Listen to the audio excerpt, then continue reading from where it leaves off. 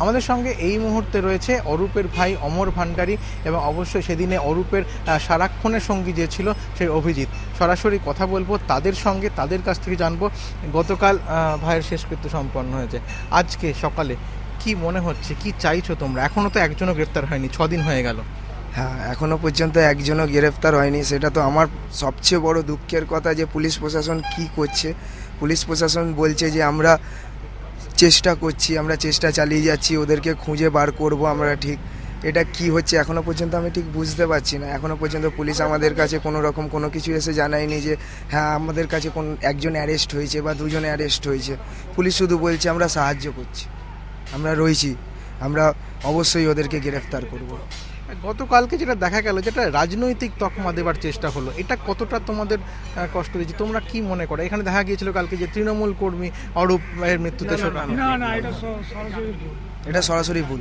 এর মধ্যে কোনো রাজনৈতিক দল কোনো যুক্ত নয়। এখানে সেই কালকের মিছিলে যারা ছিল, ঠিক আছে, কালকে আমার দাদার যে শেষকৃত্যতে যারা সবাই ছিল, সবাই আমাদের পাশে সাধারণ মানুষের মতো এসে দাঁড়িয়েছে। এখানে কোনো রাজনৈতিক দল যুক্ত নয়। তোমার ভাই কি রাজনীতি করতো? না, আমার দাদা কোনোদিনও কোনো রাজনীতির সঙ্গে যুক্ত ছিল না। একটা জিনিস অভিজিৎ তোমার কাছে জানতে চাইবো যে সেদিনের ঘটনা কিসের থেকে সূত্রপাত বা কার ইন্ধনে এত বড় ঘটনা ঘটে গেল? এইখানে বলতে গেলে পরে আমাদের একটা আমাদের যে দাদা ছিল লালদা, তার বন্ধনে আমার যদ্দূর মনে হচ্ছে এটা হয়েছে।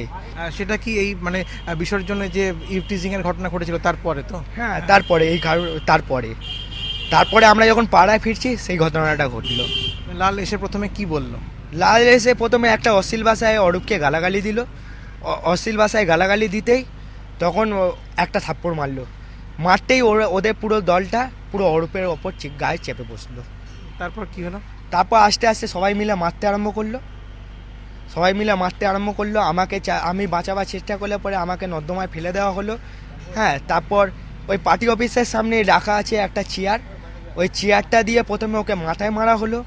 হ্যাঁ, মাথায় মারবার পর তারপর বাঁশ মারা হয়েছে। হ্যাঁ, এরকম একটা ছিল, স্ল্যাব মতো ছিল, স্ল্যাবটার মধ্যে ধাক্কা মারতে ও পড়ে যেতে ওর মাথার ব্রেনের মধ্যে মাটির সঙ্গে পেছনটা ব্রেনটা লাগে, একটা ঠপ করে একটা আওয়াজ হলো। আমি তখন দেখি যে ওর সামনে এসে, ওর মুখের সামনে এসে মুখে এক লাঠি মারতে ও পুরো শেষ। তোমরা শেষ পর্যন্ত কি চাইছো প্রশাসনের কাছে? আমরা প্রশাসনের কাছে শাস্তি চাই। প্রশাসনের কাছে একান্তই আবেদন যে বন্ধুর যে অপরাধ, আমাদের বন্ধু ছেড়ে চলে গেল, শীঘ্র সম্ভব যেখান থেকে খুশি ওদেরকে খুঁজে বার করুক আর ওদেরকে চরম থেকে চরম শাস্তি দিক। এইটাই প্রশাসনের কাছে। আজ তো আমি আমার দাদাকে বা আমার বাবা মা তার ছেলেকে খুঁজে পাবে না, তাকে ফিরে পাবে না, কিন্তু পুলিশ প্রশাসন ওদেরকে যেন শাস্তি দেয়। এই একটা দাবি নিয়ে আজ গোটা পাড়া এক জায়গায়। সঞ্চয়ন মিত্র, এবিপি আনন্দ, হাওড়া।